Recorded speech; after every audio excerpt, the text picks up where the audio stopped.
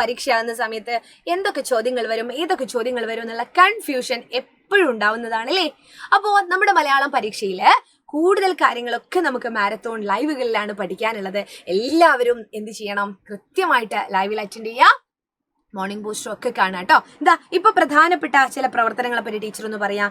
എല്ലാവർക്കും എളുപ്പം മാർക്ക് നേടാൻ പറ്റുന്ന വായിക്കാം എഴുതാം അല്ലെങ്കിൽ കണ്ടെത്താം എഴുതാം എന്ന് പറയുന്ന പ്രവർത്തനമുണ്ട് അല്ലേ. പിന്നെ നിവേദനം തയ്യാറാക്കാം, പത്രവാർത്ത തയ്യാറാക്കാം.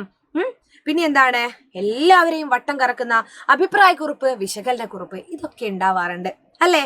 പിന്നെ പ്രസംഗം തയ്യാറാക്കാം, ഉപന്യാസം തയ്യാറാക്കാം. പ്രസംഗവും ഉപന്യാസമൊക്കെ തയ്യാറാക്കാൻ പറ്റുമോ പറയുമ്പോൾ നിങ്ങൾ എന്ത് ചെയ്യും, മെല്ലെ അങ്ങ് സ്കിപ്പ് ചെയ്ത് കളയും അല്ലേ. അതിന്റെ ആവശ്യമൊന്നുമില്ല. അടിപൊളിയായിട്ട് ഇതെല്ലാം നമുക്ക് പഠിച്ചെടുക്കാം. പിന്നെ എല്ലാവർക്കും ഇഷ്ടമുള്ള ആസ്വാദനക്കുറിപ്പ്, കത്ത്, അഭിമുഖ ചോദ്യാവലിയൊക്കെയാണ് നമ്മുടെ പരീക്ഷയ്ക്ക് സാധാരണ കാണുന്ന ചോദ്യങ്ങൾ. അപ്പൊ എല്ലാവരും എന്താണ്, ഇതൊക്കെ ഡീറ്റെയിൽ ആയിട്ട് പഠിക്കാനായിട്ട് നമ്മുടെ ലൈവ് ക്ലാസ്സിൽ ജോയിൻ ചെയ്യാം കേട്ടോ.